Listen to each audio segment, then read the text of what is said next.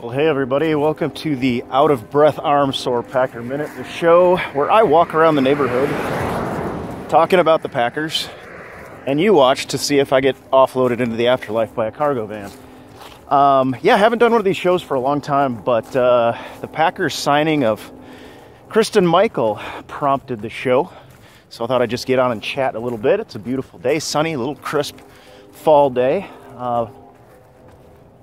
And yeah, Packers made a move, and generally speaking, you know, there was a lot of talk about Michael before the signing. A lot of people asking me if we should sign him, if we thought we would. And my immediate response was, do you really think Ted Thompson's going to pick this guy up? To which the reply was generally, yeah, probably not. And lo and behold, we signed him. So generally speaking, I didn't expect it to happen. That's why I didn't give it much press. But then, now that it has, I think it's a good signing. I think this could be very important for the Packers moving forward. You know, the situation at running back is obviously dire, to say the least. You know, we've got a wide receiver back there. No slight to Ty Montgomery, because he's doing an excellent job. But it's kind of a sad situation. We got Eddie Lacy, who this week was talking about his hopes to be back. However, there's no guarantee that Eddie Lacy, by the time he can get back, will be in any kind of shape after not running the ball forever. There's no guarantee that he'll be healthy in time anyway, and basically there's no guarantee that it'll matter. By the time Eddie Lacy can come back, will there even be meaningful games to play at that point?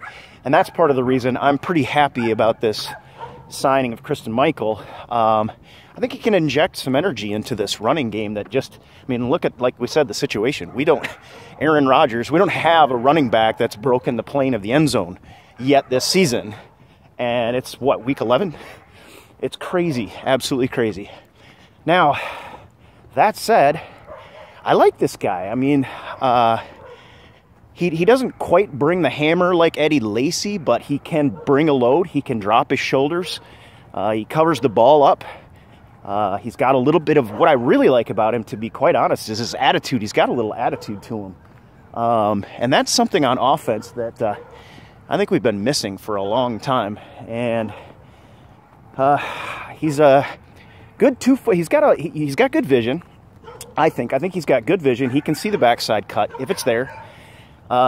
In traffic, he's a 2 foot cutter. He's not like a James Starks, but I like that, a little change of pace. However, when he gets out in open space, he's not a speed burner by any stretch of the imagination. But when he gets out in open space, he can make good things seem to happen.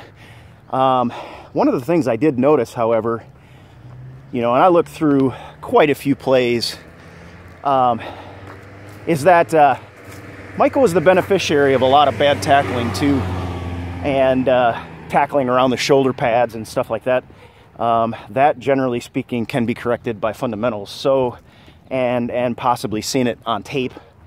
So, I think there's an opportunity for this guy to provide a spark for this offense. And just think how, you know, it's generally assumed in the NFL that you have a running game. That's just not the case for the Green Bay Packers. And for us, it's become a luxury to have somebody that can actually run the ball on a regular basis and have a little bit of success, maybe get our attempts up a little more. I'm going to try to keep the sun from blinding everyone. Switch it around here. But I like the signing. I like the guy. Of course, this week we play Washington, and how much of an impact can he have? That's the question. I don't think he's going to have that much of an impact. I suppose that they're going to work him in as fast as they can, just like they did with the revolving door of running backs we've seen. Get brought in on an emergency basis and then get let go. And don't think that Michael is not possibly in that same boat by the time all is said and done. So I don't expect against Washington for him to be a major player. I think it's going to be James Starks' day. Actually, I think it's going to be Aaron Rodgers' day to win. If we're going to win this game, Aaron Rodgers is going to have a fantastic game. If he doesn't have a fantastic game, I don't think we win. But down the stretch, wouldn't it be great if we just picked up a running back that can provide a spark for us, get a traditional running game going, and on, say, 3rd and goal, with 2 yards to go can get a couple of yards and get in the end zone. This could be huge. And so, of course, we'll be keeping an eye on it, seeing how the kid develops, how he picks up the offense, how the team responds to him. But could be a very important piece of a very puzzling puzzle right now. And I'm pretty excited. I'm pretty excited about the pickup. Not just for one reason, the obvious reason that the Packers might have a running game for a change, but also, you know, the reports are out there that the Vikings wanted this guy.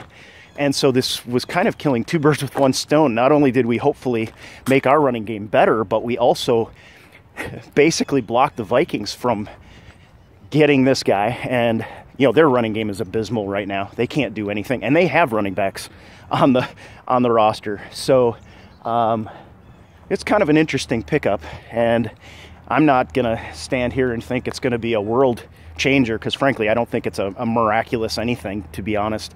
I think we got to execute better all over the field and in all 3 phases if we're going to be any kind of competition for any good teams in the NFC. And we've got a lot of those coming up real quick. So, but we will see. And sometimes a little spark, a little confidence, a little attitude is just what you need to get that kind of thing going. So I'll close the show with that, I guess.